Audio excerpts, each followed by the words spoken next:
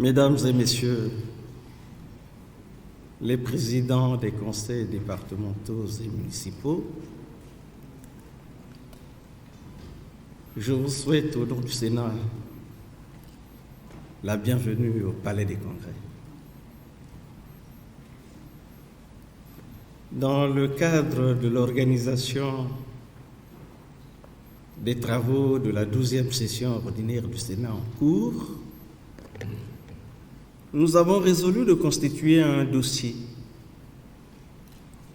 des conseils départementaux et municipaux. Le bureau a pour cela responsabilisé le premier vice-président du Sénat, le vénérable Maïnga, qui était chargé de prendre attache avec tous les conseillers départementaux et municipaux, question de savoir la situation des différents conseils aujourd'hui, afin que nous organisions une rencontre avec le gouvernement. Et c'est dans ces conditions qu'il nous a été notifié la volonté des présidents des conseils en séjour à Brazzaville, sur invitation du ministre de la décentralisation, la volonté de rencontrer le président du Sénat. Et nous avons accueilli cette demande avec plaisir et de façon prompte. Nous avons marqué notre accord. Ce qui justifie notre rencontre de ce moment, au cours de laquelle nous espérons être édifiés sur la situation réelle des conseils, ce qui devrait nous permettre d'avoir une bonne base d'échange avec le gouvernement. Et nous allons donc vous donner la parole afin que vous nous édifiez sur ce que sont vos préoccupations, ce que sont vos attentes et sur ce que nous devons avoir comme relation entre les collectivités locales et le Sénat. Je vous remercie et je vais passer la parole au chef de délégation. Merci. Monsieur le Président du Sénat, vénérable sénateur, nous, présidents des conseils départementaux et municipaux, avons sollicité cette audience et nous sommes heureux de l'avoir obtenue très vite. Monsieur le Président, nous ne sommes pas venus ici avec un lot de problèmes nouveaux parce que nous suivons le combat que le Sénat mène pour la décentralisation. Notre avis, il n'y a que 3 instances qui saisissent ce qu'est la décentralisation au Congo. Tout d'abord, le président lui-même qui fait des discours pédagogiques pour indiquer comment faire. Et il y a le président du Sénat et le Sénat lui-même. Tous les autres la saisissent, la comprennent, la combattent, Et cette situation rend le président des conseils victime de tout. Parce que la décentralisation apparaît comme un monstre et dont les présidents des conseils sont des victimes. Autour de nous, c'est des gens vraiment abusés. Nous avons des travailleurs abusés. Et pourquoi parler des travailleurs seulement? De nous-mêmes. Et les conseillers qui ne se retrouvent plus depuis des années. Ça ne ressemble plus à l'exercice de la démocratie locale. Et voilà, Président, nous sommes venus vous dire que malgré votre combat, tout est au point zéro. Les textes sont pondus, ils sont là. Et le président le rappelait d'ailleurs en disant, c'est beau de prendre les textes, mais il faut les appliquer. Pourquoi ne les applique-t-on pas? Par un manque de courage. Et il y a des atermoiements inexplicables au niveau du gouvernement. Tout ceci part de la circulation, si vous voulez, des dotations, du financement. Nous avons quelques recettes dans les départements concédées par le gouvernement. Les impôts locaux et puis d'autres taxes.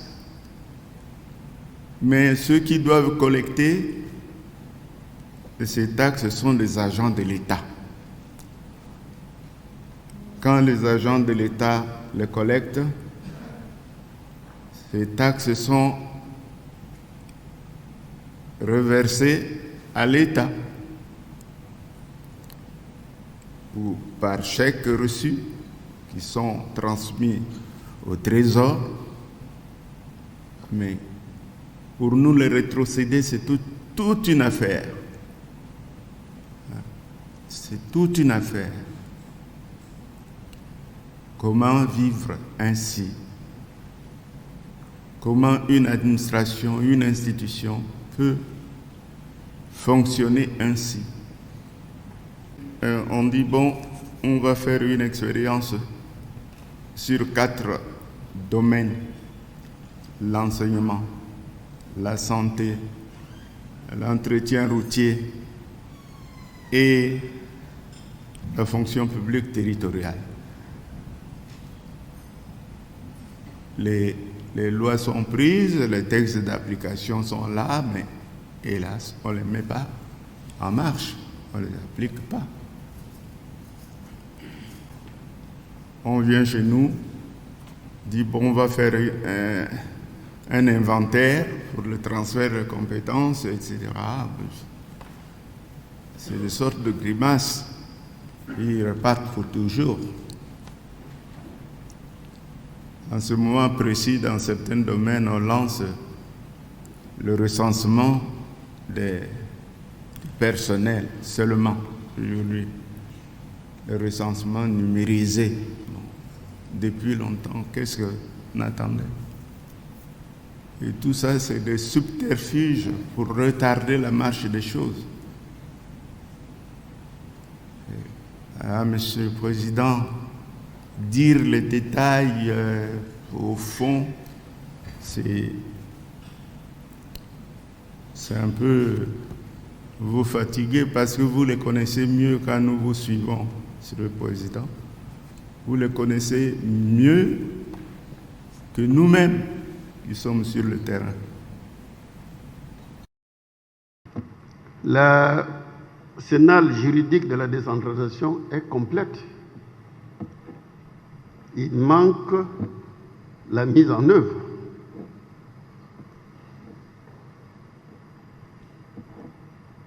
Je crois que j'ai envie de vous poser une petite question. Est-ce que le gouvernement a foi à la décentralisation? La décentralisation ne serait-elle pas un encombrement pour le gouvernement? Nous pensons que nous avons assez fait. Il est vrai que nous ne sommes pas fatigués, mais ventre affamé n'a point d'oreille. Il ne s'agit pas seulement de manger, il faut travailler. Est-ce que, Monsieur le Président, il est normal que dans un état de droit, que certains frères, certaines institutions soient sacrifiées au rythme de rappel à poussière pour avoir fait quoi du mal dans le pays? Je suis un département qui produit énormément et abondamment du bois, pour mieux m'exprimer ainsi. Mais je ne sais pas comment les choses se passent. On prend une telle décision d'envergure importante qui sacrifie la vie des hommes. Nous ne sommes pas au courant. On constate que la taxe forestière a été amputée, pour ne pas dire complètement retirée, puisqu'il ne reste que des débris et qui ne tombent pas aussi. Les taxes dont on parle, il y a une différence entre les taxes des collectivités et les taxes de l'État. Mais lorsque ces taxes-là arrivent, ils posent des problèmes à tous les niveaux. Il se pose énormément de problèmes. La suppression des taxes, alors que les collectivités locales vivent des taxes, il y a des notes circulaires superposées du jour au jour, dont on est complètement phagocyté. On ne sait par où commencer et comment faire. On ne peut pas nous priver de vie. Nous sommes des chefs de famille. Si certainement en politique, nous ne représentons rien, mais dans nos familles, nous sommes des éléments représentatifs.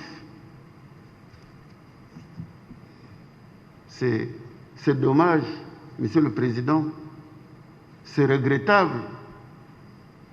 Mais nous ne sommes pas fatigués puisque nous l'avons voulu. Le gouvernement doit régler les problèmes des collectivités locales. C'est le pouvoir de développement de proximité, l'État-providence n'existant plus.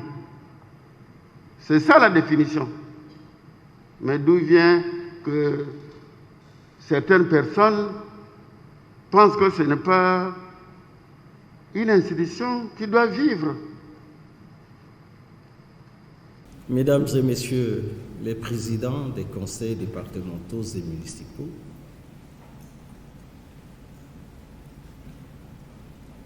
dès le départ, nous avons dit que nous avions accueilli avec enthousiasme et plaisir votre demande d'audience et notre réaction a été prompte.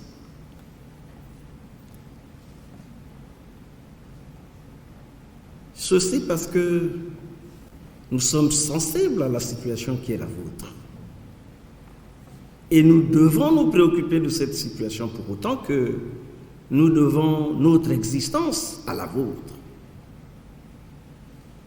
Nous sommes émanation des collectivités locales et territoriales. Il nous revient la charge de les défendre conséquemment. C'est pour cela que je voudrais vous inviter à sortir un peu du pessimisme qui semble s'installer là-bas et qui peut être source de la démotivation. Quand j'ai suivi, j'ai senti qu'il y a comme de la démotivation. Il n'y a pas de raison que vous ne croyez plus. Il n'y a pas de raison. Il faut croire. Il faut croire, il faut se battre, il faut agir. Et nous devons agir ensemble. À notre niveau, nous ne nous lasserons pas, puisque c'est notre responsabilité. Il y a des questions qui ont été soulevées. Est-ce que le gouvernement a foi en la décentralisation? Je crois qu'il n'y a pas de doute à ce côté. Il n'y a pas de doute à ce côté. Parce que vous savez que nous avons déjà pris abondamment de textes. Aucun texte sur la décentralisation n'est d'origine parlementaire. Aucun. Aucun texte n'a été proposé sur la décentralisation, les lois existantes. Aucun texte n'a été proposé par un député, par un sénateur. Tous les textes viennent du gouvernement. Surtout à partir de 2002.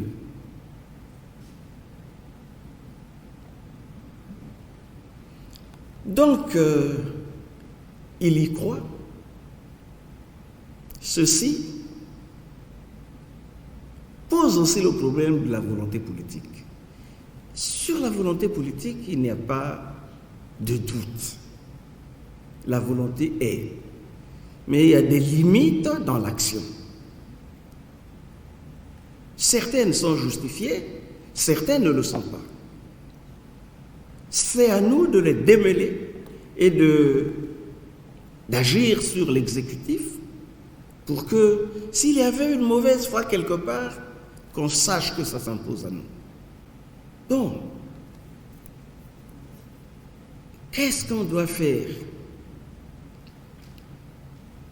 Au cours de la 10e session ordinaire du Sénat, celle qui s'est tenue du 15 octobre au 23 décembre 2020, nous avons inscrit à l'ordre du jour la réflexion sur la décentralisation. La plénière s'est tenue dans cette salle, puisqu'il y avait des travaux. On préparait le passage du président devant le Parlement réuni en congrès. La plénière s'est tenue ici. Il y avait ici le ministre Raymond Zéphirin Boulou. Il y avait le ministre Mabiala, en tant que chargé des relations avec le Parlement. Il y avait le ministre délégué Ngafomo.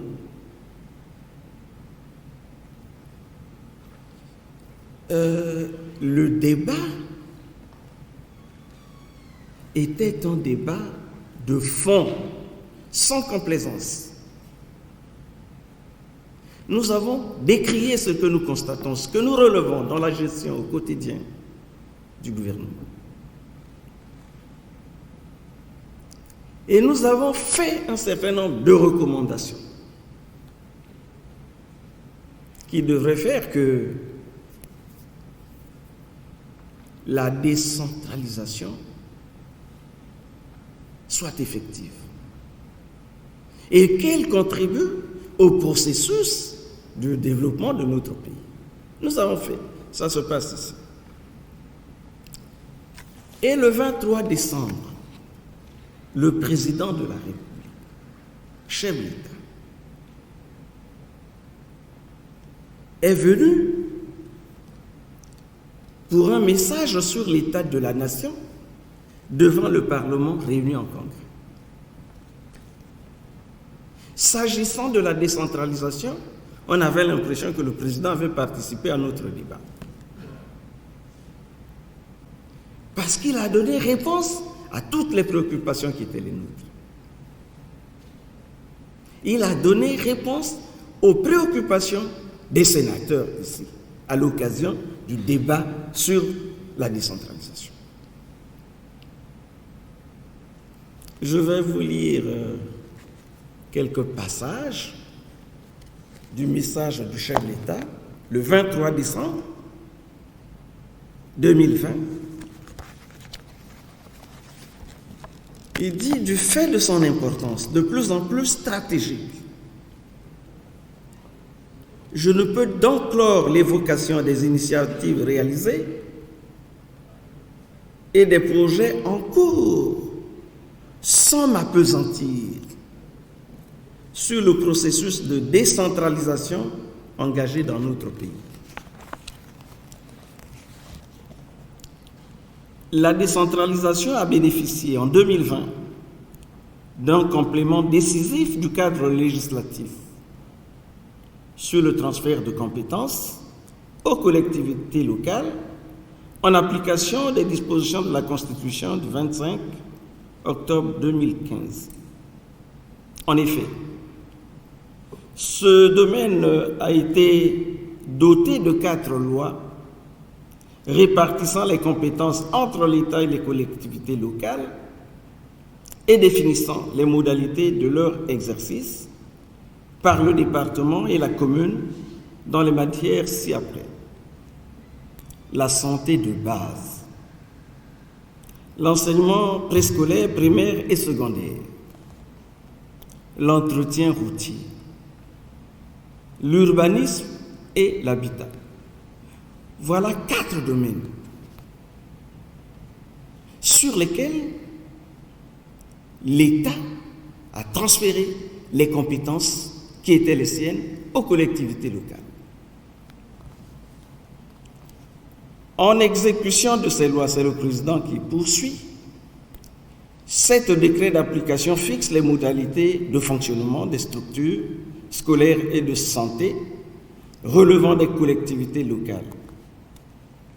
Ainsi, à compter de l'année 2021, la gestion des établissements scolaires, des hôpitaux de base, des centres de santé intégrés et des postes de santé incombera aux collectivités locales. Pour accompagner ce processus, c'est important, pour accompagner ce processus et rendre effectif le principe de la concomitance du transfert des compétences et des ressources, des crédits budgétaires évalués à 14 milliards 80 millions de francs CFA ont été inscrits dans les transferts aux collectivités locales au titre de la loi de finances exercice 2021. 14 milliards 80 millions. C'est l'inscription budgétaire. À cet effet, j'engage le gouvernement à prendre toutes les mesures afin que les crédits transférés parviennent effectivement à chaque structure de base concernée pour une utilisation et une gestion efficiente. Je préfère m'arrêter là. Donc, après notre débat ici, après les recommandations que nous avons faites, eh bien, le président vient encore me répondre. Le 23 décembre. Alors, le problème, c'est maintenant l'exécution. Si l'exécution ne suit pas, il est question que nous prenions les responsabilités qui sont les nôtres. Il est question que nous prenions les responsabilités qui sont les nôtres. C'est pour cela que nous avions demandé au premier vice-président de constituer un dossier, mais qui soit un dossier complet, sur la situation des collectivités locales. Et nous allons engager les démarches qui s'imposent à l'endroit de l'exécutif. Je pense que vous avez suivi. Était-ce à l'occasion de la même session, la 10e session budgétaire, nous avons, à partir d'une question qui avait été posée sur la redevance audiovisuelle,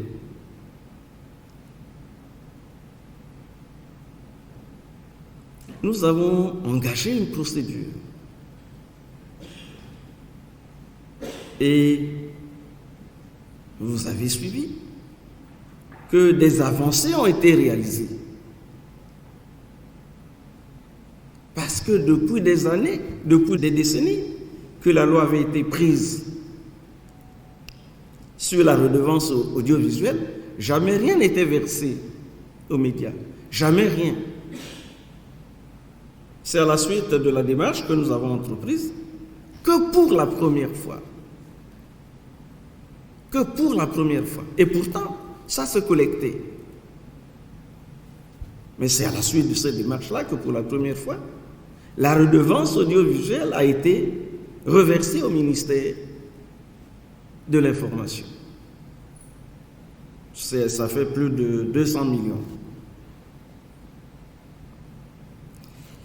Donc, si au niveau des taxes sur le pétrole, sur le bois et des taxes diverses, ce qui devait revenir aux collectivités locales ne leur est pas reversé, il y a lieu de prendre toutes les dispositions pour que la situation, la vôtre, ne continue pas à être cette situation précaire qui laisse les dirigeants interrogateurs et qui démobilise les collaborateurs. Les conseils sont dans une situation de paralysie. Aujourd'hui, il n'y a que 3 conseils qui tiennent leur session. Et même là, on a Brazzaville, Pointe-Noire et le Pelou. Les autres sont dans une situation de paralysie. Combien de temps il faut que nous travaillions en synergie pour faire que la situation évolue. Et nous avons bon espoir. Parce qu'il n'y a pas longtemps, le 16 avril dernier, à l'occasion de la prestation de serment, le président de la République annonce quasiment une révolution. Quasiment une révolution. Si elle doit s'effectuer, ça doit être avec notre apport. Si on joue les démissionnaires, eh bien, nous prenons la voie du suicide collectif. Je signale qu'après avoir décrit l'État qu'il entend bâtir à partir du 16 avril, le président de la République a indiqué quelle est notre principale faiblesse. Il dit, je cite, « Car s'il existe un défaut récurrent au sein de notre administration et auquel j'entends mettre un terme, c'est bien celui-ci. On légifère, mais les textes d'application tardent le plus souvent à venir. Et quand ils existent, c'est la volonté de les mettre en œuvre qui est la plupart du temps aux abonnés absents. Point. En résumé, ce ne sont pas les outils qui manquent, c'est le courage de s'en servir.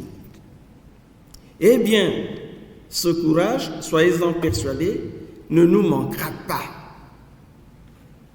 Nous l'aurons, je m'y engage, pour lutter contre les antivaleurs dans les administrations et les organismes publics. Nous l'aurons.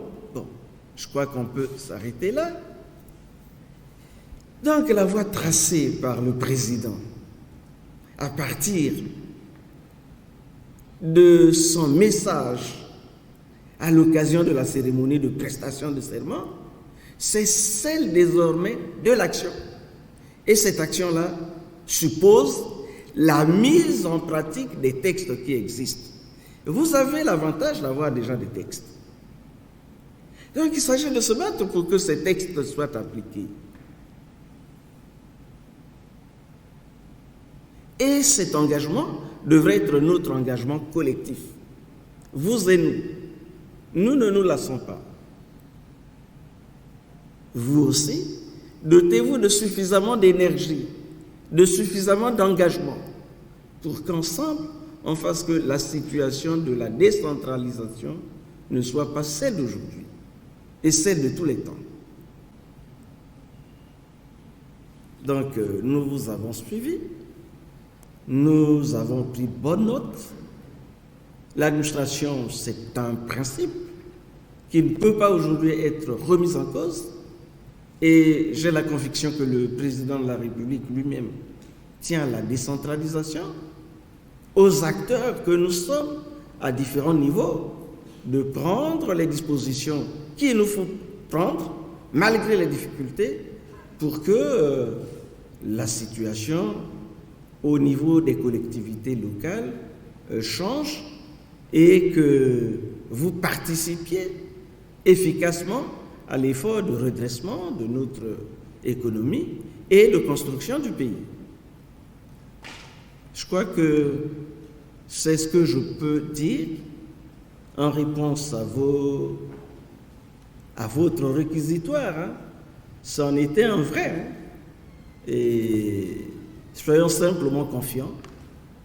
Et ensemble, on va travailler. Et je pense qu'ensemble, on devrait trouver des pistes de sortie de cette situation de paralysie. Je pense qu'on s'est compris. On va tous se mettre à la tâche. Les informations que cherche le premier vice-président, j'espère qu'il va les avoir avec votre concours pour que d'ici là, nous nous retrouvions avec le gouvernement. Nous espérons que les choses vont évoluer. Merci, bon travail et bonne chance.